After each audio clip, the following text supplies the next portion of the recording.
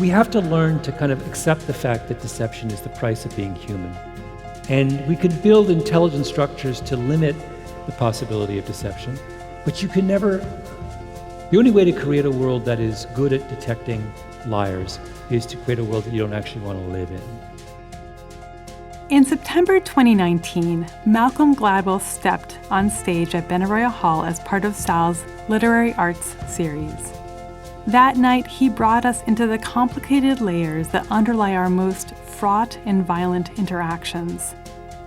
Like all of Gladwell's books, his storytelling is magnetic as he explores cases from Sandra Bland to Amanda Knox to unpack the multiple forces that affect who is believed, who is feared, who is blamed. I'm Rebecca Hoogs, the Executive Director of Seattle Arts and Lectures. You're listening to Sal on Air, a collection of talks from the world's best writers from 35 years of Seattle Arts and Lectures. The LA Times called Talking to Strangers, quote, a compelling conversation-starting read, and it's a thoughtful and nuanced meditation on how we see others and how we see the world. Like all of Gladwell's work, brilliant storytelling and razor-sharp observations carry us to understand the world in new ways. Dubbed by the New York Times as the eclectic detective, Gladwell has invented his own genre of nonfiction, presenting thought-provoking investigations into the underworkings of culture. He is the New York Times bestselling author of The Tipping Point, Blink, Outliers, What the Dog Saw, David and Goliath, Talking to Strangers, and The Bomber Mafia. He is also the co-founder of the audiobook and podcast production company Pushkin Industries, and host of the podcasts Revisionist History and Broken Record. Following his 2019 talk, Gladwell was joined by Dr. Ed Taylor, Vice Provost and Dean of Undergraduate Academic Affairs at the University of Washington, and Professor in the College of Education, as the two discussed some of the most intriguing case studies in Gladwell's new book. This is Sal on Air.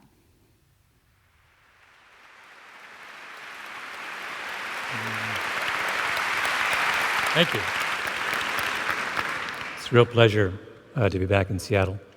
This lovely city. I went to Amazon today, and I'm going to go to Microsoft tomorrow. Am I the only one who thinks it's kind of like the Bloods and the Crips? It's like both have like colors, hand signs. Do people get in fights? Well, I was curious about that. Like, does somebody runs into someone else, like, who are you with? Amazon.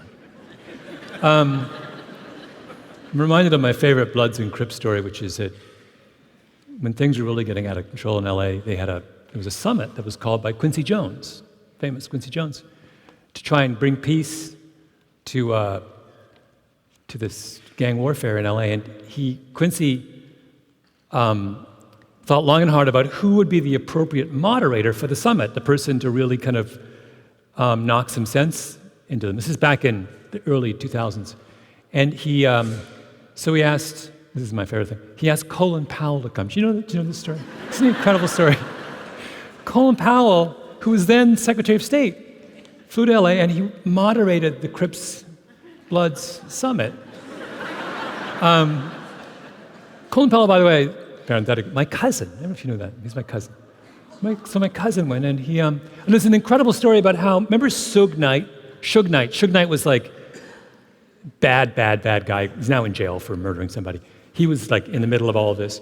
And at one point he challenges, he's like 6'6". He challenges Colin Powell, and Colin Powell shut him up by saying, I know you're a big deal in LA, but I, at one point, commanded, 200,000 troops and 200 nuclear weapons. I'm really not impressed with Buster. It's one of those things like, just really wish I'd been there. I went for I should be getting to the subject of what I'm talking about soon, but I went to, I had this podcast, Broken Record, and we interview music people, and we went to Quincy Jones' house to interview Quincy Jones, and he has pictures from the summit, like on his wall. It's like craziness. Anyway, so I'm very happy to be here, and talk to you about my book, Talking to Strangers, which has, the introduction made it sound like a real downer with all of the nasty things I talk about. So, but I wanted to talk about one little idea in the book, which I think is sort of super interesting. And it's about a paradox, a fundamental paradox of what it means to be a human being. And the best way to describe this paradox is to tell you a story. And it's actually, weirdly, the book itself is structured around the case of Sandra Bland. It's the beginning and the end of the book. But long before that happened, I had been kind of casting about for something to write a book about. And I should tell you, there's a long process. Before you write a book, there's a long process when you're just kind of wandering around trying to figure out what you're interested in. And one of the things I do when I'm doing that is that I read a lot of autobiographies, memoirs, because I think they're incredibly useful. But not all memoirs are useful. In fact, I have a kind of conceptual way of thinking about memoirs. If you think of two axes, and the first axis is this is boring and this is interesting. And then the second axis is this is constrained and this is unconstrained. So you can have a super interesting life, like you're president. But if you're the president, you write your memoirs, you're constrained because you can't tell any of the best stories, right? They're classified, they involve, you have ongoing relationships with people, there's all kinds of, so you don't actually want to read the president's memoir. It's never as interesting as you think. At the same time, there are people who are completely unconstrained. They were never president. They weren't famous. They can say whatever they want, but they tend to have lives that are not interesting. And so they're in the other quadrant, and you don't want to read those either. What you really want to do is you want to read books that fall in the intersection of these two continuum. You want a book that is by someone who's famous enough that their life is interesting, but not so famous that they can't say what they're talking about. And I discovered that, after thinking about this, that the books that most often fell into this category were books by retired, mid-level career bureaucrats. In particular, books by former members of the CIA. Because it turns out that it's almost impossible, it seems, to retire from the CIA in a middling position and not write a memoir. There are vast numbers of memoirs by ex-CIA guys. And I don't think anyone particularly reads them, interestingly, but I did. I did. I got really into them. I acquired them by the truckload. And I remember reading a really good one by the guy who used to be the general counsel of the CIA. Now, I've just proved my point. You all know what the CIA is. It's a place that's super interesting. Can you name a general counsel of the CIA? No, you can't, right? You have no idea what that is. Totally obscure. But that guy, he's unconstrained. On like page 56 or something, when I was reading, he tells this story about this spy they had way up high in some Middle Eastern terrorist group who was betrayed by the New York Times. It's like, insane story. It's like I'd never heard it before. It's like, I can't believe this. And of course, no one read the book except for me, so I'm the only one who knew the story. So I got really into, and I actually got a podcast episode out of it. So then I got really into it, and I read another one by this guy named Brian Littell. It was super interesting.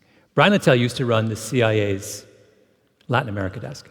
And he tells this incredible story involving two people, one called the Mountain Climber and one called Florentino Aspiaga. And I read this thing, and I was like, oh my God. And so I called up Brian Littell, and I went to see him. And he lives in Miami. Very charming, erudite man. Ex-CIA officers, by the way, are a very impressive bunch. They're not idiots. And so I'm talking to Brian Littell, and I was like, I'm here because you tell this incredible story about this guy called the Mountain Climber and Florentino Aspiaga. I want to know more. I mean, you clearly were holding back. It's like, well, he goes, I can't tell you anymore. It's like, well, tell me more about the Mountain Climber. He's like, that's fine. Right? If you want to hear more about the Mountain Climber, you're going to have to find the Mountain Climber. I was like, well, where is the Mountain Climber? He says, I can't tell you. So this is like this is years ago. And so I became obsessed with finding the mountain climber. And I'm not a very good investigative reporter. If you meet investigative reporters, you'll know why. You have to be sort of obsessive. I'm not obsessive. So it was very hard for me, but I got obsessed with this, and I spent 1.5 years trying to find a mountain climber. And I was like, searching high and low and leaving all kinds of messages and talking to people. And one day, I got a phone call, and you know how sometimes you get a phone call and it says unknown number, right? Well, there's a level above unknown number, which is when someone's calling you from like a black site or something like that. And this is another tangent. And I'm about to name drop in the most epic way, just so you're prepared. One time, a couple years ago, I looked at my phone and it was a phone call, and it was that layer above unknown number. It was like gibberish. It's like, blah, blah. And I'd never seen this before, and I was like, oh my God, like this is incredible. So I answer the phone, and I hear, Malcom Gladwell? I go, yes. Barack Obama. So now there was the normal thing of like, it's not Barack Obama. It's like, when he said, and finally I realized it probably was, it's like, Mr. President, just call me Barack, right? So, I mean, I'm not going to go into that. It's a separate thing, maybe later. But anyway, so now I know about the level above unknown number, right? I know this. So a week passes, and I look at my phone, and it's the same thing, same weird thing. And I'm thinking, Barack's calling me again. So I answer the phone, and I hear, Malcom Gladwell. It's like, yeah, different voice. It's like, I hear you've been looking for me. It's the mountain climber. Now, who's the mountain climber?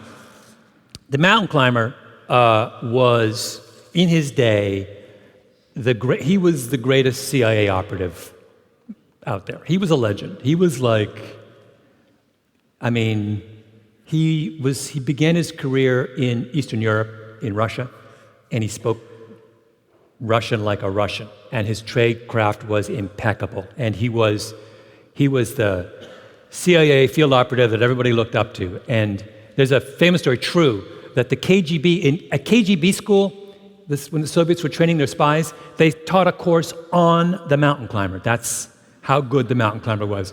Another story, perhaps apocryphal, I have no idea, was once the mountain climber's in Moscow and he sits down in some restaurant and these two guys sit next to him, and they're both KGB agents, and they have suitcases, and they put them on the table and they open up, and it's just cash. And they're like, please come and work for us. And the mountain climber, of course, is incorruptible, so he tells them to get lost. He can't be bought. Anyway, he's like this legend, and he gets promoted to run the CIA operations in Havana. Now, that doesn't sound like a promotion, but it is, because Havana is the back door to all the bad guys. The Cubans, were connected to every one of our enemies in the world. So if you cracked Cuba, you actually had a window into everything nasty that's happening in the world. So it's a really, really important post. And so the mountain climber goes there, and he rebuilds the spy network, and he reinvigorates it, and he motivates everyone, and he brings in all this extraordinary intelligence, and it's an extraordinary performance. And the Cubans are in awe of him, and he gets promoted to Langley and to some big job, and he's at Langley, and one day he gets a phone call, and the phone call says, you need to come to Frankfurt right away. So he flies to Frankfurt, and he walks into, CIA has a special debriefing center at an army base in Frankfurt, and he walks into the safe house, and he meets a guy called Florentino Aspiaga. Okay, who is Florentino Aspiaga? Florentino Aspiaga is the Cuban version of the mountain climber. He is this legend. He's like one of their stars. He was way up high in the Cuban intelligence service. He was handsome, he was suave, he was like this amazing kind of brilliant character, and he gets promoted to run the Cuban operations, spying operations in Eastern Europe. This is in the late 80s, before the wall falls. But Florentino began to get disillusioned with Castro, and he decides he wants to defect. So one day, he has a girlfriend named Marta, and Marta is also Cuban, but she's lower level, so they took away her passport. So he's like this government-issued Mazda, and he meets Marta in a park in Bratislava one Saturday afternoon, and he puts her in the trunk of his car. A very strong relationship, clearly. Drives to the border with Vienna. Remember, it's the Cold War. Still got the Iron Curtain. Talks his way through, goes directly to the American embassy, and knocks on the door and says, "I am Florentino Espiaga. I'm a colonel in the Cuban intelligence service." And they're like, "Whoa!" Right? In spy terms, that's called a walk-in, and walk-ins are like God's gift. It's when one of your enemies walks in the front door and says, "I got a story to tell." You're like, you could not be happier. And so they immediately fly him to Frankfurt, to the CIA debriefing center. And when they gets there, they say, "Are you now prepared to talk?" He says, "Absolutely, but on one condition. I will only tell my story to one person, the mountain climber, right? El Alpinista." And so that's why they called in the mountain climber. So the mountain climber shows up, and actually, I misspoke, he doesn't meet Florentino Espiaga right away, because Florentino is like in a back room having sex with his girlfriend. That's how he rolls, right? He's like, shows up and like grabs his girl and is like in the back. So they gather him out from there, and the two men, it's a meeting of like these two legendary figures, the mountain climber, El Alpinista and Florentino Espiaga, like these two suave, brilliant, debonair guys, and they hug Cuban style, and they kiss on both cheeks, and they sit down. And the mountain climber always goes by the book. It's one of his things. He's like, and the book says that when you meet with a walk-in, the first thing you have to do is to establish their bona fides. Got to make sure they are who they say they are. So you have to have them tell you something that makes you realize that they're for real. So the mountain climber says to Florentino, he's like, "Tell me something that makes me realize that you're real, makes me know that you're real." And Florentino says, "Okay. When you were in Havana, you had a source high up in the Cuban Ministry of Defense named Raul." I'm making that name up. I don't know exactly. And mountain climber says, "That's correct." And Florentino says, "And this source, Raul, gave you access to many of the most secret documents in the Cuban Ministry of Defense." Mountain climber says, "Yes." And then Florentino says, "Raul was working for us, double agent. The whole stuff, all he was doing was feeding you, stuff we wanted you to see that was totally phony." And the mountain climber is like floored by this. Raul was his guy, right? He relied on Raul. Raul gave us what we thought were the keys to the kingdom, and now he suddenly discovered the whole time he'd been duped by Raul. And he's like reeling. And then Florentino says, "I'm not done. You had a source inside the Cuban Air Force, right? A general in the Air Force, who gave you a complete picture of all of the air defenses of Cuba." And mountain climber says, "Yeah, I did." And Florentino says, "That general? Working for us the whole time, double agent, run by Castro." And at this point, the mountain climber cannot believe what he's hearing. This is like a spy's worst nightmare. Two of his most important sources now have been revealed to be traitors. Everything he did in Havana is crumbling before his eyes. And then Florentino says, "Wait, I'm not done. You had someone who was on Fidel Castro's personal staff, who would go to Fidel Castro's desk and take pictures of his personal effects and send them straight back to Lanley, right?" And mountain climber knows what's coming. He goes, "Yeah, I did." And Florentino says, "He was working for us the whole time." And now the mountain climber, he's lost the capacity for speech. He's in such a state of shock. And then Florentino says, "I'm not done." And he names a fourth guy and says, "He was working for us." And a fifth spy and says, "He's working for us." And he kept going until he had named 48 spies, the entire network put together by the mountain climber. Every single one of them was a double agent working for Castro. And at this point, the the mountain climber is like on the floor. I mean, he's like had a stroke. He has to be carried out by medics. And they immediately fly to Langley. And they tell the same story to the higher-ups, to the head of the CIA. And it's one of the most devastating embarrassments that the CIA has ever faced. I mean, we thought we had a backdoor window into all of our enemies in the world, and virtually everything we learned over that many year period was a lie fed to us by Fidel Castro himself. Right? It gets worse. Castro hears that Florentino Espiaga has defected, and so what does he do? He takes all the 48 spies and he takes them on a whistle-stop tour of Cuba, and they have big open-air celebrations, and people are playing music, and they come out on stage, and they wave, and they tell hilarious stories about the time they pulled the wool over on the Americans.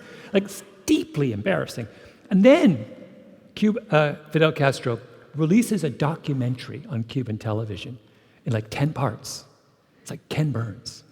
Only the whole thing is just a documentary about how what they realize is that Castro has filmed everything the CIA operatives and their agents were doing in Cuba over the previous, whatever it was, 5 or 6 years. And the most incredible thing is, I was talking to someone about this, and they were like, you have to understand, the most embarrassing thing was that the sound quality was so good that you realized that every room that CIA operatives were conducting their clandestine meetings in the Cubans must have known that fact in advance and gone in with their professional sound people and wired it so well so they would have Dolby quality sound when they were doing their documentary. The thing is humiliating, right? Totally humiliating. Now, think about this. The fact that someone is fooled is not unusual. We're fooled all the time. So one response to this might be, okay, so what? But think about this for a moment. There are a couple things that are unusual about this story that I've just told. The first thing is that we generally think when someone is deceived like that the dupe is someone who is in some way vulnerable to deception. They are unsophisticated, they're an elderly shut-in, they're someone who is, impaired in some way. They're an easy mark, right? They're the kind of person who gets the email from Nigeria and really does think that they have $10 million, right? That's our narrative about who gets fooled, well, in this case, that's not true. This is the CIA. This is the most sophisticated intelligence service in the world. These are people, by the way, and not only that, these are people who expect to be deceived, right? They know that their enemies are trying to deceive them. It's the furthest thing from the naive little old lady in Iowa who, picks up her phone and is convinced it's the IRS on the other end of the line. Not only that, it's the mountain climber. It's the best guy they had. The cream of the crop, the king of everything. He's the guy who gets fooled by the Cubans. So right away, this reverses our expectation of how deception happens. Second thing, normally when we think of deception, we think of it as being a one-off, right? You take your car to some auto shop, and they charge you $500, and they don't fix the problem. You realize you were cheated, right? They just mailed it in.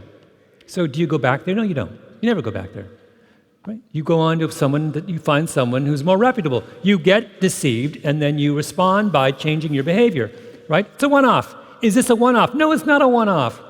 This goes on and on and on for years and years and years, and it's not one deception, it's 48 deceptions. Everyone is fooling the CIA, not just one person or two people. Third thing that's weird. Normally when we think of deception, we say not only is the victim somehow vulnerable, but the deceiver is somehow brilliant, an evil genius, right? And in all spy novels, and I read a jillion spy novels, in the spy novel, the villain who pulls the wool over everyone's eyes is always possessed of some kind of quiet, diabolical intelligence that allows them to do this. And we say when we get fooled by this person, well, guy's a genius. What was I going to do, right? So were these people, were the Cubans geniuses? Well, I don't think so. There's no evidence they were. I mean, were there really 48 evil geniuses in Cuba? And I don't think it's a lot of evil geniuses for a small country, right? There's no evidence that they were somehow really good at what they were doing. And in fact, when you look at spies, overwhelmingly what you see is they're not evil geniuses, even the greatest of spies. I mean, I have another story in the book about another Cuban spy. There's a lot of spy stories in the book, called Ana Montes. Ana Montes rises to the very top of the Defense Intelligence Agency, the counterpart to the CIA.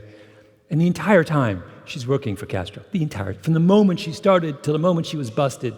And, everything. She goes home every night and communicates with her handlers back in Havana, every single night. And probably one of the most damaging spies of the 20th century. But is Ana Montes some kind of genius? When they finally bust her, like 12 years or something after she started there, they find the codes that she used to communicate with Havana in her purse.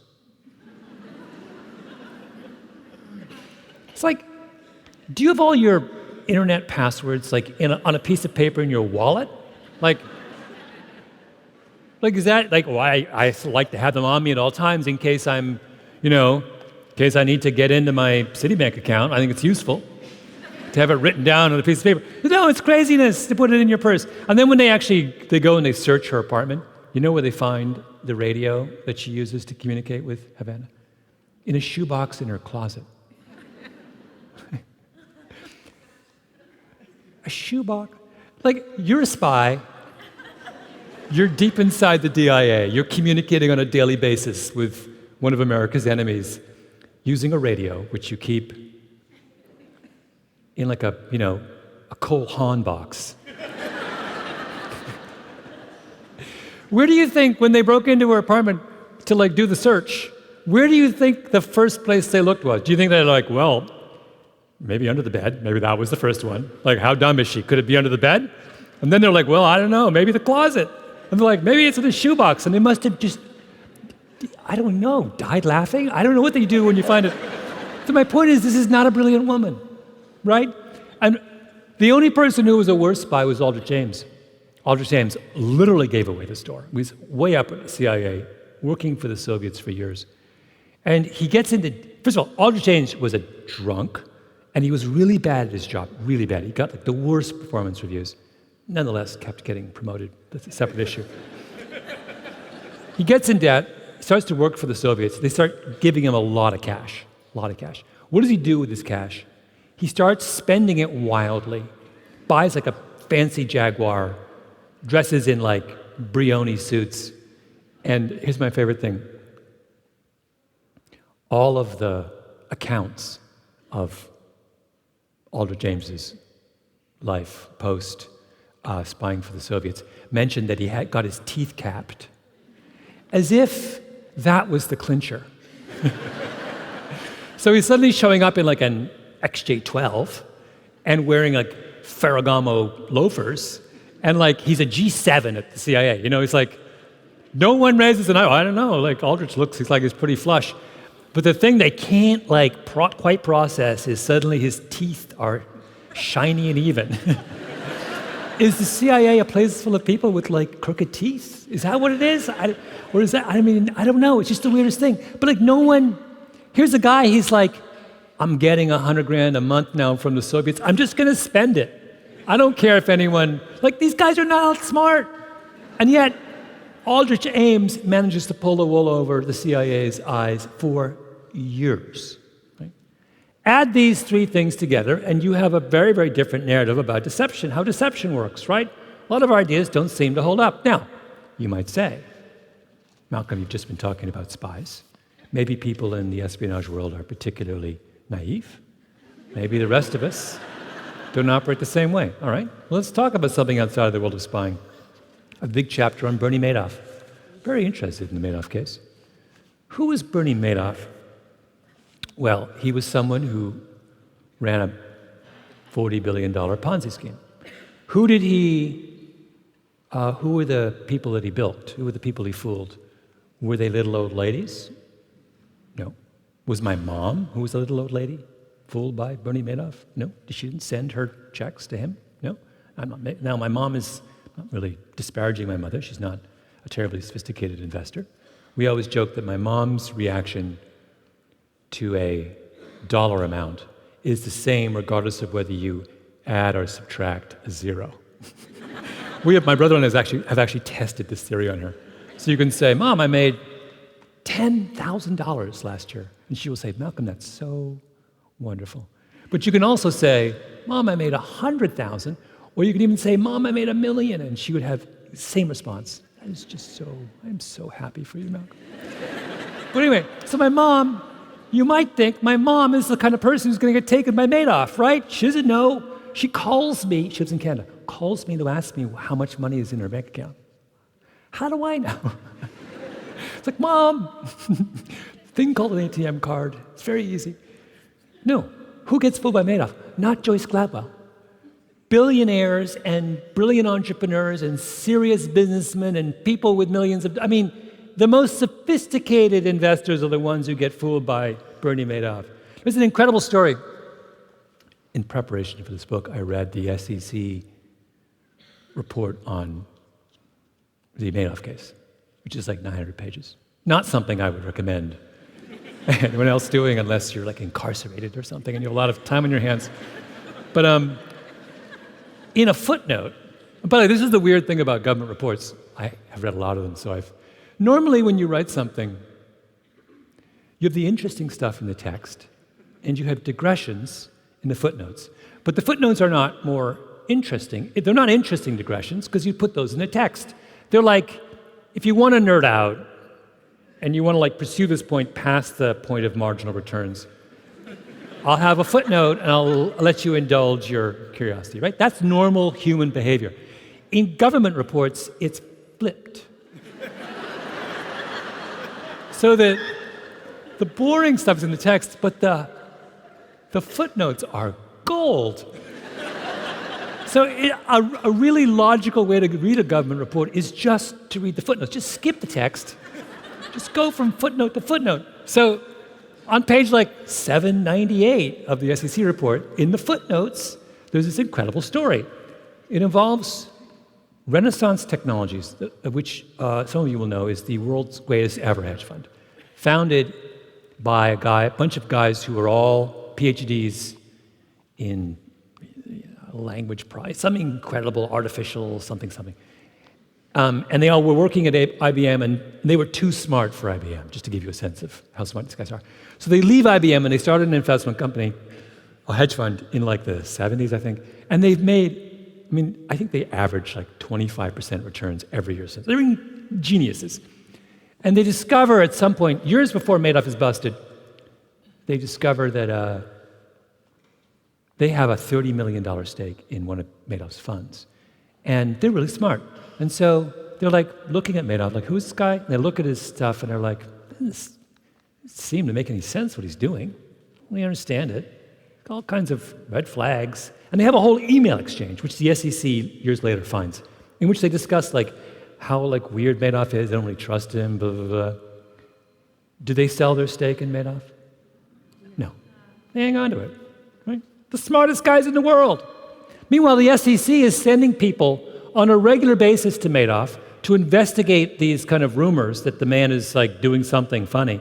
And they literally go into Madoff, and these smart people, SEC's not full of dumb people, smart people, go in there, and they sit across from Madoff, and they say, Bernie, we've noticed that the explanation that you give for your investing strategy makes no sense, and that we've also noticed that your returns you return 15% every year, regardless of what happens in the market, which seems strange.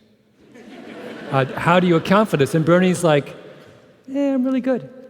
And they go back to headquarters. We asked him, and he said he was really good.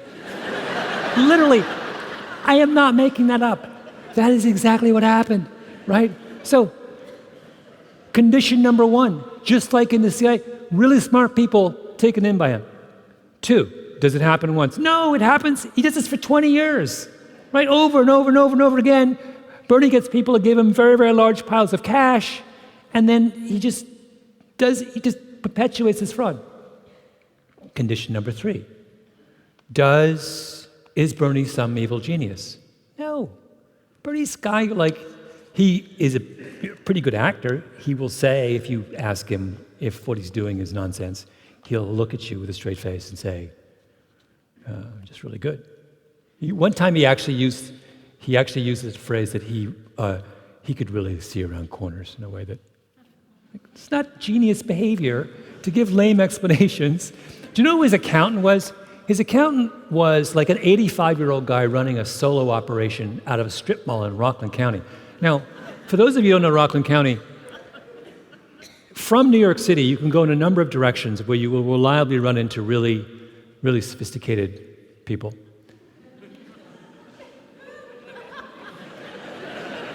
Rockland County is not one of those directions. I don't mean to, not being snobby, I'm just telling you like it is.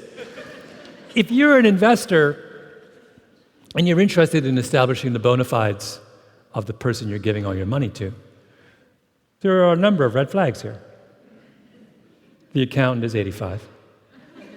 He's running a solo op. The accountant, by the way, for a $50 billion hedge fund is a 85-year-old guy named like Joe something. Office is in a strip mall, a solo operation in Rockland County. Right?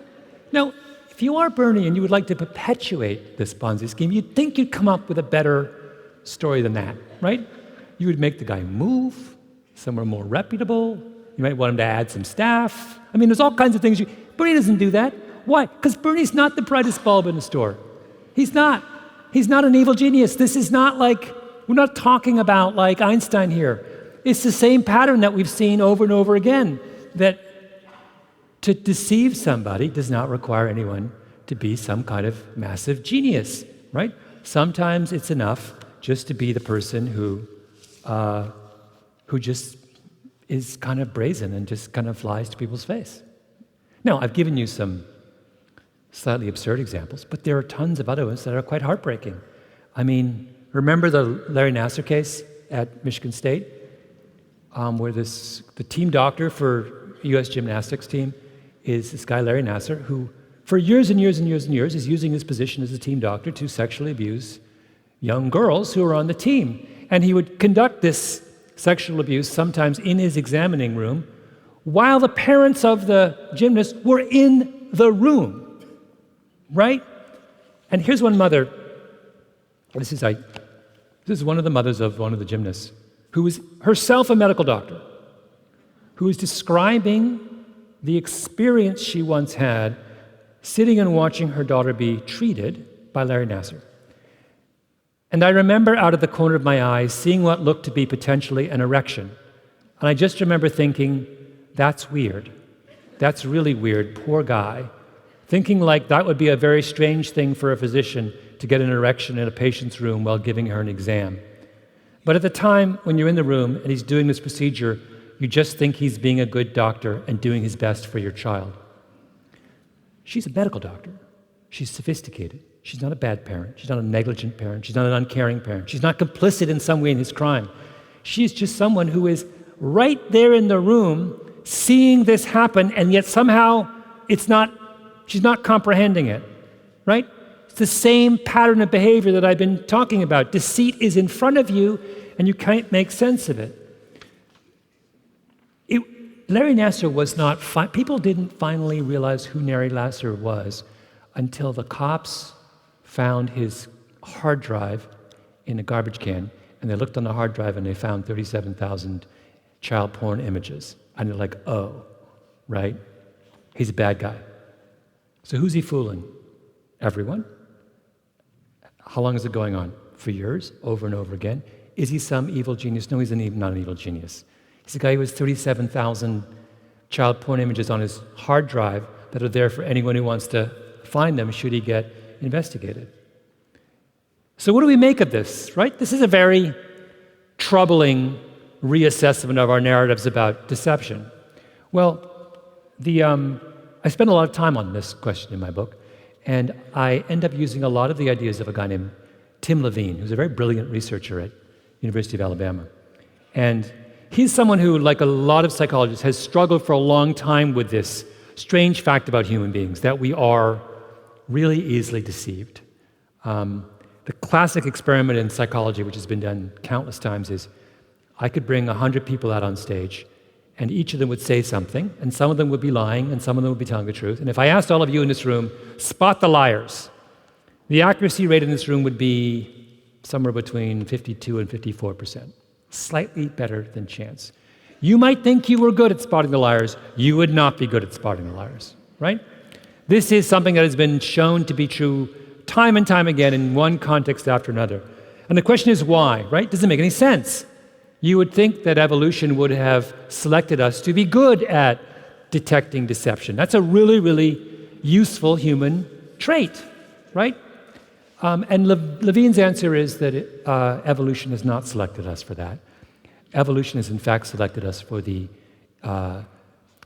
willingness, for the ability to implicitly trust other people, what he calls default to truth. That we evolved in very, very small groups, and in those kinds of situations, it was possible, necessary to trust other people, and that's what we evolved to do, to give people the benefit of the doubt and to change our mind and suspect them of wrongdoing only when the evidence got overwhelming. Now, is that a problematic fact about human beings? Is this something that we should seek to change or alter in some way? Because you can see the consequences. What this means is that we fall prey to the Larry Nassers and the Bernie Madoffs and the Fidel Castros of the world. But here is where the book, I think one of the main points of the book becomes relevant, and that is that I'm not convinced that is a bad thing about us. I'm not convinced that we want to be the kinds of people who abandon default to truth. So, for example, in the case of Madoff, there is one person who sees through Madoff, Harry Markopolos, who was worked for a hedge fund in Boston and was asked by his bosses to duplicate Madoff's returns. They were so amazing. They said, well, why can't we do that? Just find out what he's doing and copy it. And so Markopolos conducts an investigation of Madoff and concludes that there is no way humanly possible that Madoff can be doing something legit, and becomes immediately convinced that Madoff is running a Ponzi scheme. And Markopolos then goes to the SEC office in Boston, where he is, and says, he's running a Ponzi scheme, and they're like, no. Then he goes to New York, and they're like, well, we went to see him, and he said he could look around corners. And then Madoff goes to DC, same thing, they won't listen. 4 times over the course of 9 years, Markopolos goes and tries to alert people that Madoff is up to no good, and each time comes up empty. And if you remember that famous hearing after Madoff turns himself in, because remember, he was not caught, he turned himself in. 4 times at the hearing, there's a big hearing after he turns himself in, and the hero of the hearing is Markopolos. And he gives this riveting testimony in which he describes, guys, I tried to tell you this 4 times over the last 10 years, he wouldn't listen, right? And he, it's this incredibly dramatic moment, and all these senators are like, oh my God, if only you ran the SEC, and blah, blah, blah. Do we really want Harry Markopolos running the SEC? Well, if you dig a little deeper into Harry Markopolos, you realize he's a total weirdo, right? There's a reason why he's so quick to suspect Bernie Madoff, because he's quick to suspect everyone. That's his MO. He's like a paranoid, deeply suspicious guy. He told me, I went to see him. It's been crazy. I mean, he's a lovely man, but I spent a crazy afternoon with him once in which he just talked about his life, and it's like, he told me when he goes to the doctor, he's like, before the doctor can say anything, he's like, I've seen the numbers, and I know how many of you doctors prescribe unnecessary tests just so you can line your own pockets. You try that with me. That's his opening. He didn't trust anybody, right? There's a crazy story he told me that at one point he gives up on trying to convince the SEC, and he decides that the only person who can really investigate Bernie Madoff is the then Attorney General of New York, Eliot Spitzer. So he learns that Spitzer is going to give a speech in Boston at the Kennedy Institute. And so he has a dossier, a kind of report he's written on Markopolos. But for complicated reasons that I couldn't quite figure out, he didn't want Spitzer to know that he was the one who had written the report. So he puts on latex gloves and prints out the report so his fingerprints are not on it, and then puts it inside not one but two plain brown envelopes. And then he puts on some bulky clothes, and then not one but two overcoats, and goes to the speech and sits in the back. And at the end, he sidles up to someone who works for the Kennedy Library, and with the double plain brown envelope in his hands, and comes up to her and said, "Can you get this to Spitzer?" Now, it doesn't get to Spitzer, right? If you're working for the Kennedy Library and some dude in not one, but two overcoats, wearing latex gloves, hands you not one, but two plain brown envelopes with a large suspicious package inside, do you really just turn around and give it? No, you don't. Your job is to prevent people from giving stuff like that to Eliot Spitzer, right? When I worked at the Washington Post, we would get something like that every week. You put it straight in the garbage, right? That's what he's doing. Let me read to you something from my book, which is, this sort of closes the deal on Markopoulos. After his failures with the SEC, Markopoulos began carrying a Smith & Wesson handgun. He went to see the local police chief in a small Massachusetts town where he lived. Markopoulos told him of his work against Madoff. His life was in danger, he said, but he begged him not to put that fact in the precinct log. The police chief asked him if he wanted to wear body armor. Markopoulos declined. He had spent 17 years in the Army Reserves, and he knew something about lethal tactics. His assassins, he reasoned, would be professionals. They would give him 2 shots to the back of the head. Body armor wouldn't matter. Markopoulos installed a high-tech alarm system in his house. He replaced the locks. He made sure to take a different route home every night. He checked his rearview mirror. When Madoff turned himself in, Markopoulos thought for a moment that he might finally be safe, but then he realized that he had only replaced one threat with another. Wouldn't the SEC now be after him? After all, he had years of meticulously documented evidence of, at the least, their incompetence and, at the most, their criminal complicity. He loaded up a 12-gauge shotgun and added 6 more rounds to the stock. He hung a bandolier of 20 extra rounds on his gun cabinet. Then he dug out his gas mask from his Army days. What if they came in using tear gas? He sat in his home, terrified, guns at the ready, while the rest of us calmly went about our business. This is a guy who is simultaneously convinced that the SEC is so lame that they can't spot a Ponzi schemer in plain sight, but also so deeply diabolical that they have managed to put together a commando unit which they use to take out whistleblowers around the country that Congress and the general public has never heard of. Right? He's out of his mind.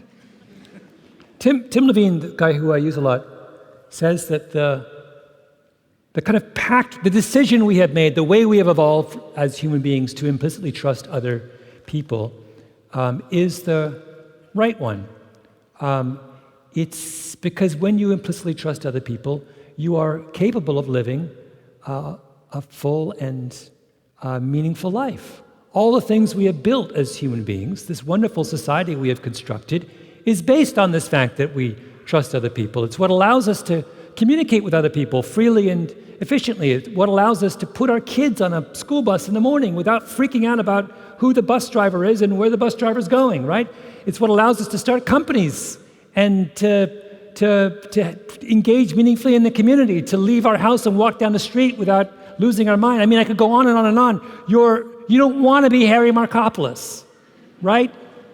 That's not a way to live your life. What you want to be is someone who has an implicit faith in your fellow man. But that means that you will pay a small price. And it's only a small price.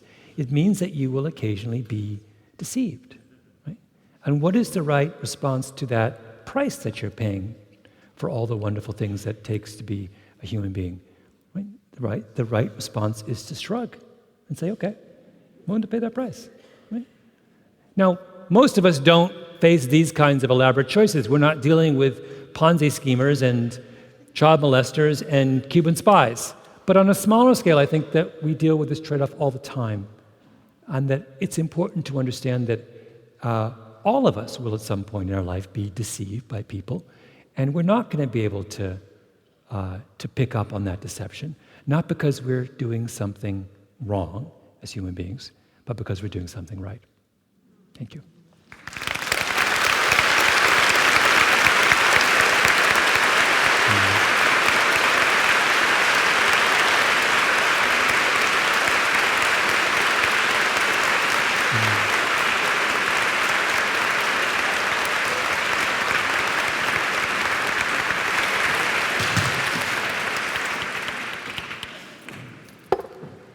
Do we sit? It's a wonderful talk. Thank you. Before we sit, you're going to send me questions on this iPad, and you're going to send some questions down the aisle by hand. And before we sit, I actually want to address one of the questions that we've already gotten, which is, why is there only one pillow on this stage? And I'm going to check this off after you answer it. You had the pillow, and you gave it to me. Yeah. You said you didn't want it. It's an act of generosity. There's one pillow because I'm a little taller than Malcolm. Welcome. Yeah. I've got your book, and I've got some questions. All right. Well, the first thing I want to put, I'm in part sitting here because this was the only seat left, and you sold out. This is the only ticket I can get.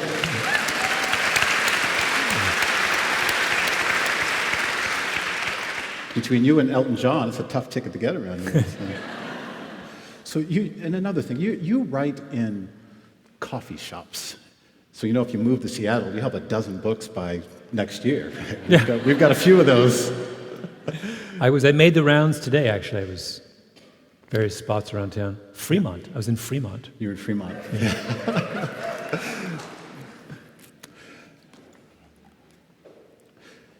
So I read this book.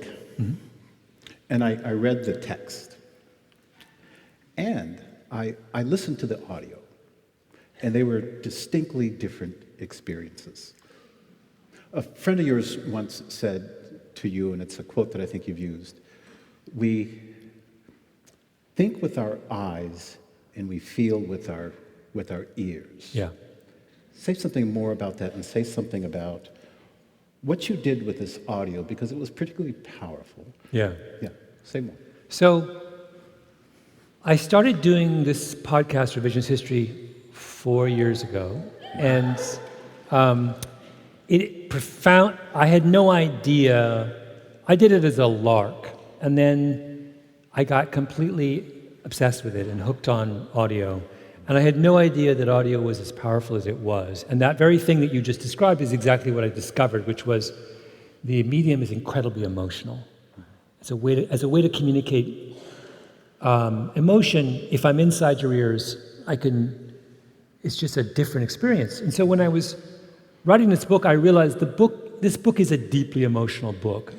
And right from the beginning of writing this book, I started to I knew that when I did the audiobook, I wanted to do the audiobook like a podcast. Mm-hmm. So when I interview someone, I had the tape of the interview. The book begins with the story of Sandra Bland being stopped on the highway, and we have the tape of the interaction she has with the officer, and you hear, the whole book is an attempt to figure out what happened in that interaction. You hear the two of them arguing, and then Sandra Bland used to post, she had all these little sort of like soliloquies she would post on YouTube. And so you hear her voice and you get a sense of her character in a way that you wouldn't. And so when it's just all of that, hearing it all, and then there's a chapter in the book about a guy who was the CIA guy who did the enhanced interrogation. He used to do the waterboarding and all that kind of stuff. And you hear him. It's one thing to read him. It's another thing to hear him describe what he was doing. And just all of that it is a totally different experience to do the audiobook, because it's the emotional wallop is just a lot. I actually think this book my personal opinion is that it's a much better audiobook than it is a written book, which is not to say it's a bad book. Interesting. The audiobook, really good. I want to come back to Sandra Bland because she's so important to the beginning and end of this book. But you start by talking about your father, and there's a question here about your father. And the question was, who was he talking to at the Mercer Hotel? Do you want to read that part of the section? So this is the very, very beginning of the book. Many years ago, when my parents came down to visit me in New York City, I decided to put them up at the Mercer Hotel. It was a bit of mischief on my part. The Mercer is chic and exclusive, the kind of place where the famous and the fabulous stay. My parents, in particular my father, were oblivious to that kind of thing. My father did not watch television or go to the movies or listen to popular music. He would have thought People magazine was an anthropology journal. His areas of expertise were specific: mathematics, gardening, and the Bible. I came to pick up my parents for dinner and asked my father how his day had been. Wonderful, he said. Apparently he had spent the afternoon in conversation with a man in the lobby. This was fairly typical behavior of my father. He liked to talk to strangers. What did you talk about? I asked. Gardening, my father said. What was his name? Oh, I have no idea. But the whole time people were coming up to him to take pictures and have him sign little bits of paper. If there is a Hollywood celebrity reading this who remembers chatting with a bearded Englishman long ago in the lobby of the Mercer Hotel, please contact me. So who was it? I don't know. So I have asked a bunch. So I've conducted, this is obsessed. My father sadly passed away 2 years ago, so we can no longer debrief him on this question. And he really was of no use. But there were several things I deduced. One is that the person was of roughly equivalent age to my father. It was a man. It was a man so famous that in the lobby of the Mercer, so you can't go in the lobby of the Mercer if you're ordinary public. It's only for people who are staying at the Mercer. So celebrities were coming up to this celebrity and asking for pictures. Just so we're on a different level here, like we're up in the stratosphere. And the other thing is that my guess is, knowing my father as I did, that he would have been more inclined to talk to someone if they were also English. Because lower middle class English people seek out lower middle class English people with it's like heat-seeking kind of. They just want to get together and share class resentments about the old country. So this narrows it considerably. Could be Mick Jagger. But does Mick garden? I don't think Mick gardens. Someone else suggested Michael Caine, because I think Michael Caine gardens. Keith Richards, it strike me might. I'm happy, but it's really hard. It's very, very small. Yeah.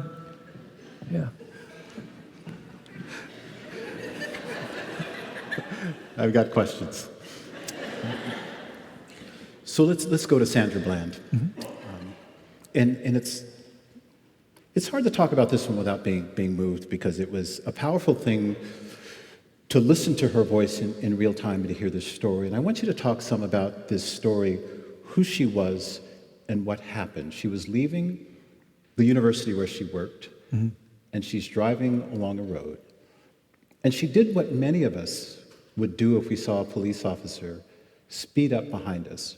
She pulled over. She didn't use her turn signal. Tell the rest of that story. So then he stops and pulled up behind her. Yes. And says, ma'am, I stopped you because you didn't use your turning signal. It's a pretext, right? He constructed a situation in order to catch her for a trivial infraction in order to figure out whether she was up to no good. And he does that because of several things. That it's a small town in Texas, and she has out-of-state plates. She's from Chicago. She's a young black woman, and she's driving a Hyundai. No, not only to cast aspersions on Hyundais, but if she's a white woman driving a Mercedes, or even a black woman, a 60-year-old black woman driving a Mercedes, I think as well doesn't get stopped. I think the combination of those things signals to the cop that she is other and potentially suspicious. And he then decides he's going to construct a reason, a pretext for pulling her over, and he does. And she is understandably upset at this, particularly because she's someone who struggled with depression. She had lost a child. She had thousands of dollars of unpaid parking tickets from previous, presumably similar encounters with the cops. Not unusual, by the way, for young African Americans coming from various parts of the country to have been routinely victimized by law enforcement who are stopping them in order to raise money for the local treasury. That is the story of Ferguson, right? Ferguson is about the cops using the African American community as an ATM for the city treasury. But she's also someone who, if you can go on YouTube and you can listen to them all, she's someone who had been posting these kind of essays on YouTube. And you realize she's actually a deeply thoughtful, incredibly sensitive young woman who had thought a lot about race and was not, it's not like she's some kind of radical. She has this one really, and I quote, and you'll hear it in the audiobook, she's talking about how she went to a high school that was deeply mixed and came away with the conclusion, that white people and black people we had no choice but to get along. She's the furthest thing from a kind of fire-breathing, angry radical. She's a sensitive, sophisticated young woman, and she's put in a situation. And what happens in that after the cop stops her is he proceeds to fundamentally and repeatedly misread her. And that's the story of the book, is the examination of all of the ways and explanations for how he misread her. And in the end, that misreading cost her her life. And you see this as a case of him misreading Sandra in this moment. But more than that, also a system constructed around a system and strategy of law enforcement that has been systematically created in this country that has as its principal side effect many opportunities for misreading people. I mean, it's not a bug, it's a feature of the system of law enforcement we have created, that we allow for these kinds of misreadings over and over again. Where you're headed with this, in part, you say that the officer did exactly what he was trained to do. Yeah. Talk about police training and how that led to this incident, and how that's led to other incidences around the country, the nature of policing. This is not a book about policing, and it's not necessarily about race, but you go down this path of policing and police policy. Say a bit about how he was trained to do exactly what he did. So one of the most frustrating and most erroneous of conclusions drawn about that case, and it was used to dismiss it, and this is part of the reason I wanted to write this book, is I was tired of people interpreting cases like this in such a way that allowed them to dismiss them ultimately. There was one line of response which said, oh, it's just a rogue cop. He's like a bad racist cop, whatever. He's not a bad racist cop. He's a cop who was doing exactly what he was trained to do. We have a philosophy of law enforcement that is practiced in many parts of this country that instructs police officers to make up phony pretexts for pulling over people based on the flimsiest of excuses, on the very, very, very slight chance that in so doing they may uncover serious criminality. This is in one state after another, people are pulling over thousands and thousands and thousands of motorists, and in the very, very, very slight statistical chance that they'll find guns or drugs. Right? It's a deliberate strategy, which makes no sense, because what we have been doing, the social costs of that kind of strategy are that we are alienating and frustrating and angering and isolating 999 people for every one person that we find. So this is the philosophy of policing in which the officer, in this case, Brian Insignia, was instructed. He was, if you look, and you can, I got a list of every police stop he made in his 9 months on the force, and this is what he did every day. He didn't pick on Sandra Bland. No, this was a guy who day in, day out, hour in, hour out, stopped countless people on the most flimsiest of pretexts. In fact, in the hour before he stopped Sandra Bland, I think he stopped 300 people on equally, I'm sorry for the use of the word, bullshit grounds. Like, it's really, really crucial to understand this is about a system of policing, not about a one-off bad officer.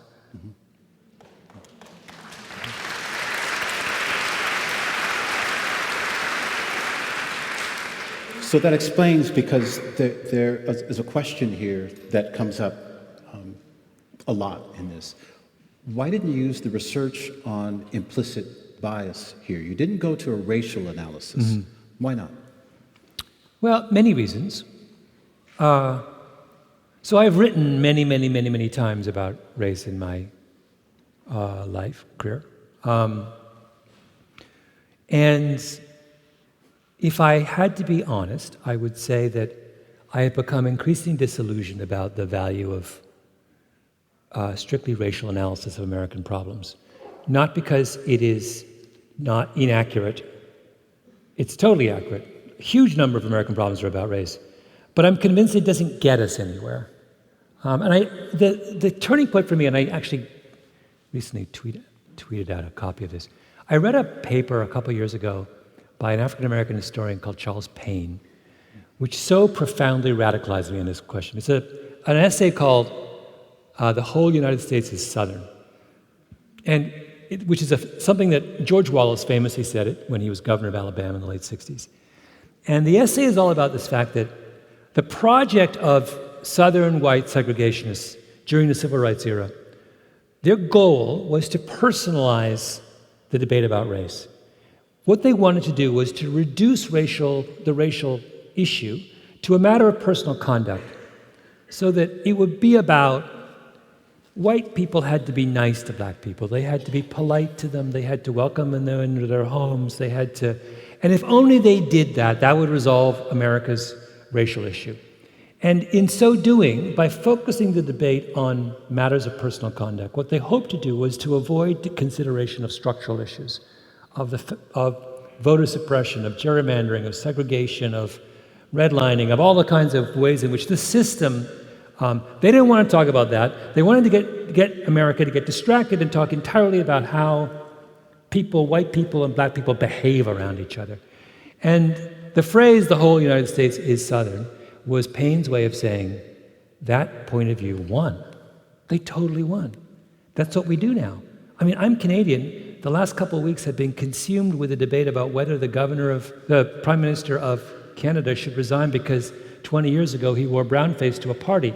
I will point out that this is the same man who, over the last couple of years, has single-handedly been the reason why Canada has admitted more refugees than at any other time in its recent history. That is his record at a time when, I will point out, this country has had an utterly disgraceful record on this front. That's what he stands for, right? So, and what are we talking about? We're not talking about his attempt to address broad structural problems in the world where there are people out there who are suffering and need a home.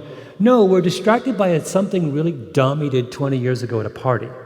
And when we spend weeks talking about whether this man who has affected the lives of thousands of refugees should resign over something dumb he did at a party 20 years ago, the Southerners from the 60s have won. That's Payne's point, right? They win when you talk about blackface instead of refugees. And I think I feel incredibly passionately about this. We spent more time talking about, Ralph Northen's blackface in Virginia than we did talking about gerrymandering and voter suppression in North Carolina and Georgia. And that has real consequences, right? So when it came to this, I was like, I don't want to talk about whether the cop in this case had racist thoughts in his heart. First of all, I don't know. And secondly, I'm sick of us taking that perspective and using it as a way to say, well, okay, let's just have better cops next time, we're done, right? It's time it's time we reverted back to some consideration of these issues on a broader institutional and structural level.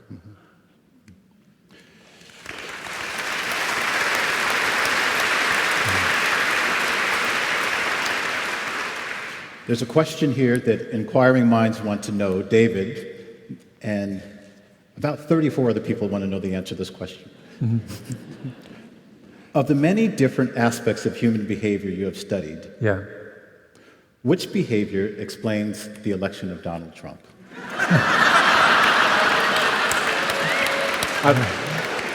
You've got a book about truth-telling, and you don't talk about Donald Trump. You knew it was coming, right? I have written the only book published in 2019 that does not have the word Trump in it.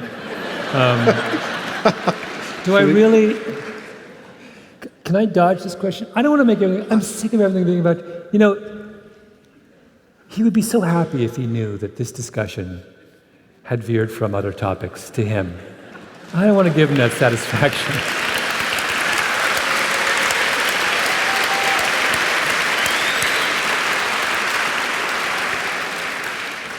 Okay, so you're going to avoid the Trump question. I'm going to take you to a question that's rather sensitive in this town. Professional basketball. Yeah. We don't have a team anymore, so be gentle. Okay. The storm. Women's basketball team.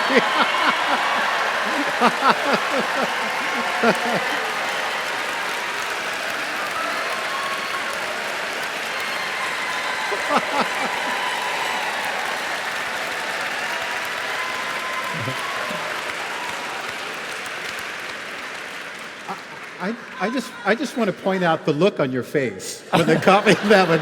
You seem to enjoy that thoroughly. I'm going somewhere with this question. Yeah, you threw me right under the bus. So here, you're a runner, and so am I. I actually am not. I just lied, but that's never mind. I'm not a runner. I hate running. You challenged LeBron James to a mile race. I did. Sports Illustrated picked up on this, and they ran a poll. 52% of the people thought that you would beat LeBron James. Yeah. And frankly, I voted for you too. What were you thinking? What was that about? What were you... I didn't vote for myself. I think LeBron wins. Think about it. This whole thing came up because runners are obsessed. No one else is obsessed with this except for people in the very... in the running world. There was a video that LeBron put out, which was he was in a gym running from one end to the next, and then someone would throw him an alley-oop, he would dunk, run to the other end, someone would throw him an alley-oop, he would dunk, he'd run to the other end. And it just kept on going. And if you're a runner, you look at that and you're like, holy mackerel, that's the most amazing interval workout I've ever seen. And the minute I saw that, I was like, oh, that dude can run a 4:30 mile, like easy. And so I thought, how much fun would it be since he's so good, why don't I challenge him? And even in getting, thoroughly waxed by LeBron, I'll have the privilege of losing to one of the world's greatest athletes. So I challenged him, and he's been ducking me. I've gone to his agents. I went to Nike. I tried really, really hard to get LeBron, and he no answer. I said, name the place, name the time, all money to charity, nothing. So now my new idea is, I was like, all right, how about our moms go at it? Now my mom, I will say, Joyce, 89 years old, but she has a walker, and I think she should be allowed to use her walker. But she can get some serious velocity with that thing. So among the questions that you're ducking, you've been asked, and I know that you're not going to answer this, but I'm going to ask you anyway. What's your LSAT score? Yeah. And there's a reason why you're not going to answer that question, because you were asked backstage by a handful of lawyers that were waiting anxiously to find out what your LSAT score is.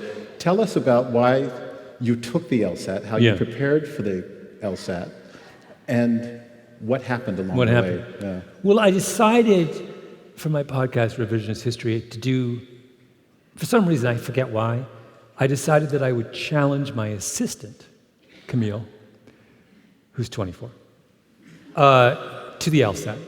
So we both started studying and got tutors and took it very seriously. And we went mano a mano. And then after I took it, I was amazed. I didn't understand this whole notion that I ran out of time on numerous of the sections, which struck me as very odd because it's a test to prepare you to be a lawyer. And as far as I can tell, lawyers are people who want to take as long as possible on things. I mean, they bill by the hour.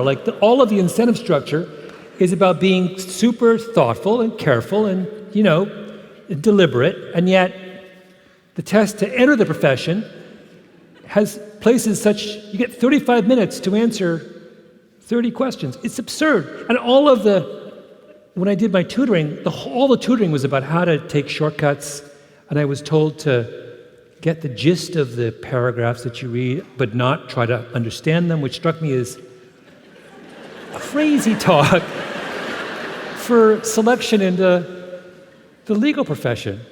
So I've never encountered such an utter disconnect between the things that they're testing for and the things they actually want you to be. Anyway, so super weird. Camille and I took the test, and we vowed we would not reveal our scores for self-preservation reasons. But you have to listen to the podcast to know what happened. Otherwise, it's episode 1 and 2 in season 4 of Revisionist History. I'm not revealing anymore. I don't want to reduce your incentive to listen to it. Speaking of the podcast, you and your friend... Actually, I will say one thing, though. Please. Everyone I asked when I was doing my tutoring, I'd always ask, do you think I have a chance against Camille? And they would just burst out laughing. You and your friend, Jacob Weisberg, started Pushkin Industries. Mm-hmm. The question, why Pushkin? But I want to add to that question. You had a dog named Pushkin. Yeah. That's not that unusual. You had an apartment named Pushkin. Yeah. You had a dog named Tolstoy? Also, yeah. And you had a pet named Weisberg? No, not a pet named Weisberg. Not a pet, but... No. My father, who, as I've already stated, was a somewhat eccentric Englishman, thought everything in his life should be named. He took this very, very seriously. His rototiller had a name. His cars had names. Houses had names. And dogs, he loved dogs. And it really was important to him that the dog have a name with some substance. So he decided that all of our dogs, for reasons I don't know why, all of our dogs were named after famous Russians. So we had Tolstoy, Chekhov, Pushkin, Spassky. Forgotten some of the other ones. There were some unfortunate ones. He also named, famously, we had sheep, and he would name them. During the Gulf War, we had sheep, and he named the sheep Bush, Cheney, Schwarzkopf, and then we had one black sheep that he named Colin Powell. My father really did, because, he's my mother's cousin. My father had a very active sense of humor. Anyway, I loved the name Pushkin so much that I referred to my apartment as Pushkin, just because it's easier to say, I'll meet you at Pushkin than I'll meet you at my apartment. And then I started a company with Jacob, and I wanted to call the company Gramsci, just because, why not? And I had a friend do a caricature of Gramsci that was super brilliant, and I thought, this will be our logo. And then I ran the name Gramsci past Jacob. And Jacob was like, I'm not calling a company Gramsci. Why would I call my company after a kind of semi-obscure late 19th century Marxist philosopher? I was like, all right, you got a point. So then he said I want to call it Pushkin. But I had already called my own personal, I'm a writer, so we all have our S Corp. I call that Pushkin as well. So there's so many Pushkins in my life now. It's overwhelming. But I couldn't stop the Pushkin parade. And if you go on our logo is just a caricature of Pushkin, who, is an enormously interesting fellow. Mm-hmm. And also, like me, he's mixed race, right? He's is he half or a quarter Ethiopian? He's part black. I think he's part black. He's half black. He is, yeah. So, there you go. It's necessary for us to default to truth, mm-hmm. you say. Mm-hmm. What if we don't? Well, we end up like Makopoulos. Yeah. And I really think this is an important point that the correct, like I said when I was speaking, the correct response to being deceived is not to turn ourselves into paranoid, suspicious trolls. We have to learn to kind of accept the fact that deception is the price of being human. And we can build intelligent structures to limit the possibility of deception, but you can't create a world, the only way to create a world that is good at detecting liars is to create a world that you don't actually want to live in. And I think I think in many cases what we've done, like my argument against policing in this country, is that what we've done with police? What we've done by misunderstanding crime and how it operates, we have thought that the only way we can fight crime is to turn police officers into versions of Harry Markopolos, right? That's what Brian Encina was, the cop who stopped Sandra Bland, someone who was taught to overcome his natural impulse to trust. He was taught that if you're going to do this job, you have to suspect everyone. And that is a terrible, terrible, terrible thing to teach police officers to believe.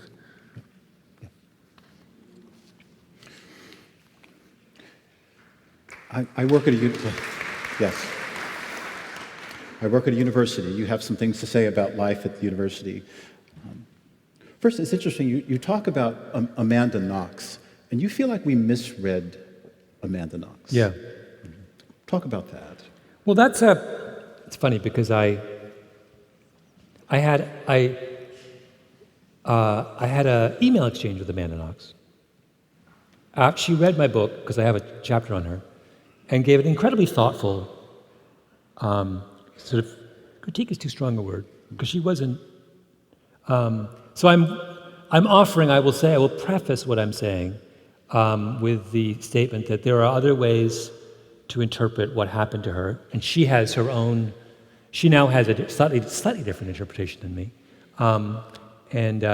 So, that being said, one of the things that Tim Levine, this researcher whose work I use a lot in this book, one of the things he argues is that when we're fooled by people who are liars, there's a pattern to the people that deceive us.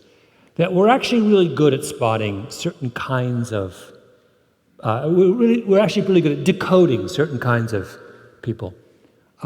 People who are what he calls matched, we do know whether they're lying or telling the truth. A matched person is someone whose internal emotional states are clearly and accurately represented on their face. So the matched liar is someone who got up here and says, tells a lie, and they're stammering, and they're red in the face, and they're sweating profusely, and they're like looking away, and you're like, hey, you're lying, right? That's matched. Unmatched person is someone who exhibits behaviors that are not congruent with the way they feel, or at least congruent with our stereotype of the way people should behave in a certain situation. And unmatched people are really hard for us. They're the people who we wrongfully convict. They're the people who we unfairly turn our backs on. They're the people. Bernie Madoff is unmatched, what we call mismatched. Bernie Madoff is a deeply dishonest sociopath who resembles an honest man, right? And the argument of that chapter is that Amanda Knox is mismatched. She's an innocent person who does not behave in the way that the Italian police and the Italian public and the British tabloid press think an innocent person ought to behave in response to her roommate being murdered. And that literally, my argument is, that explains 90% of why she was wrongfully convicted. That it's just a kind of mismatch. She's just like, they had this weird, culturally specific notion of what innocence and distress looked like, and she didn't match it. Now, as I said, Amanda Knox will give you a slightly different interpretation that I think is also worthy of consideration. I don't know if she's here tonight, but anyway. But I mean, I think that she is an example of someone you can use, I think, fruitfully examine her case in that way. We've got time for a couple more questions. I can't help but to ask about college campuses and drinking. Yeah. That happens. Yeah.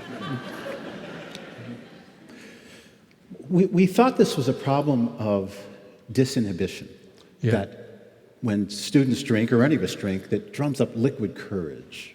Mm-hmm. That's not the case in your mind. It's something else. It's myopia. Talk about that for a minute. So one of the things that's happened in alcohol research in the last generation is that there's been a dramatic shift in our understanding of what inebriation is. And this is the work that was done by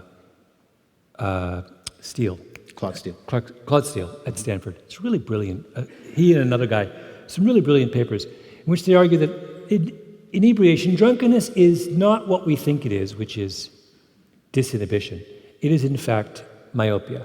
Now, that sounds like hair-splitting. It's not. Disinhibition is where you believe that when you drink, what it does is it peels away kind of superficial layers and reveals your kind of essential self. In vino veritas, right? How many times have we said that so-and-so was really drunk and they finally told me this thing, and we cherish the thing they told us when they were drunk because we think, we were finally getting at the heart of the story, right? I hate my wife, right? When I'm 4 drinks in, and you're like, oh my God, Malcolm really hates his wife, right? That's what you think. Steele comes along and says that's not what alcohol is at all. It's actually something very, very different. What drinking does is it shuts down your higher cognitive processes so that all you're left with is the thing immediately in front of your face. You are totally at the mercy of your environment, and you can no longer do any kind of thinking about tomorrow or any kind of thinking about the world outside of the thing in front of your face. And the reason, so that's myopia. And that's significant because your myopic self is not your true self, right? Yes. The way we construct our true selves is by considering more than just the person in front of us, and is by qualifying our behavior with a thought about what will happen tomorrow and next week. Being a good parent is all about that, right? All you're thinking about is not just right now, but about the consequences of that is your real parent self. If I reduce you to someone who only responds to what your child is doing in that very moment, that is a caricature. That's not even a caricature. That is another person entirely, right? When your child acts out, you don't hit your child. Why? Because you may want to in that moment, but you stop yourself and you think that is a terrible, horrible thing to do with consequences, blah, blah, blah, blah. You're thinking about all kinds of things other than your immediate emotional response to the situation. So drinking turns us into that person who is at the mercy of the here and now, and that is not us, right? So now think about this in the context of 2 people at a party having a conversation where both of them are drunk out of their minds. Now, we assume that, we expect them to behave in accordance with our moral notions of behavior between, in a romantic context, that you only proceed with sexual activity when there is consent. How is there consent, right, when someone is drunk out of their minds? Consent assumes that the person consenting is themselves. But when I'm wasted, I'm not myself, right? So, you can't discuss. I went around, when I started my book, I went around to talk to all these people about the campus sexual self problem because it's out of control, as you would know, right? That's the world you're living in. And every one of them said the same thing, which is, well, you can't talk about this problem unless you talk about alcohol. And they weren't saying it's solely about alcohol. They were just saying, look, that alcohol is this, it is the engine of this problem. When you look at these cases, they are almost without exception cases that involve 2 people who are drunk out of their minds. And unless you do something about alcohol, you cannot resolve this issue. And that's what that chapter's about. We're running a little bit late. I want to check. Are you all okay for a couple more minutes and one more question? Okay.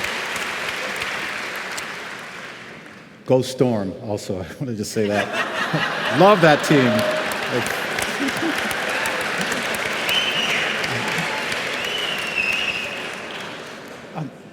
To read this book, some read it as a bit depressing. You take us through Sandra Bland, Sylvia Plath, Anne Sexton, Amanda Knox, Bertie Madoff, Brock Turner. But yet the stories I find most compelling, really compelling, are about the influence of your mother and your father. And your father is someone who did not always default to truth, particularly when it came to counting clerks when they were... Oh. Yeah, you have to tell that story because there's hope in that story through your father who would see something wrong. Yeah. and would call it out. You have to tell that story. Oh, well, this is an idiosyncrasy of my father, but you have to understand the spirit in which he did it.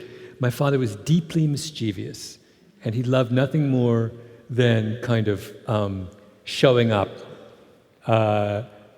authority or systems that he thought to be flawed. And he was also a mathematician. And so back in the day, before barcodes, you would go to the grocery store and you would have like 100 items, and the cashier would ring them up one by one on the cash register, right?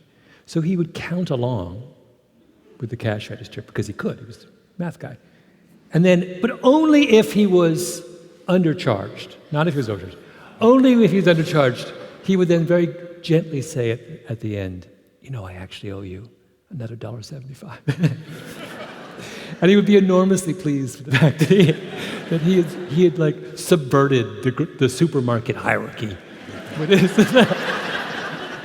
it was not to call him a defaulted truther is slightly inaccurate. It was more his sort of fundamental sense of it was his wry British sense of humor combined with his high-end math skills. How have your mother and father shaped you as a writer? Well, I like to think that there's still an element of my father's mischief in me. My podcast is quite mischievous. My writing, perhaps less so. But my mother is someone who speaks. My mother is someone who is extraordinarily plain-spoken, articulate, clear, and also she's a woman of very, very few words. And so she set a standard for communication, for a kind of powerful, direct communication that has never left me. To this day, I have the only mom in the world who I talked to her today, who, when you're having a conversation with her, she's always the first one off the phone. She was like, she will dismiss me at a certain point. She was like, I have said my piece. I have things to do. She's 89. What is she doing? She was like, I have things to do. I will speak to you, in due course. And then she always signs off with the same phrase. She goes, goody good, hangs up.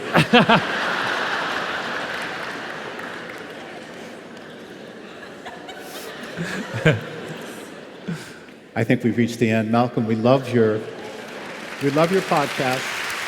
Thank you.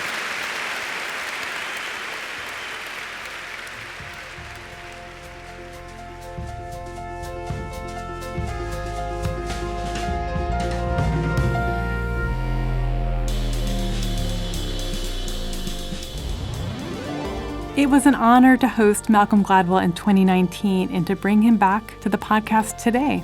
If you enjoyed listening, we welcome you to join us for our 35th anniversary season, featuring authors like Ruth Ozeki, Masha Gessen, and Louise Penny. Tickets and subscriptions are available at lectures.org. Thank you to the Seattle Arts and Lectures staff, board, and community, and thanks to all of you for listening. This show would not be possible without you. Our show is produced by Jack Straw Cultural Center with theme music by Daniel Spills. To hear more, subscribe from wherever you get your podcasts. And while you're there, rate and review us 5 stars so that more people can enjoy Sal on Air.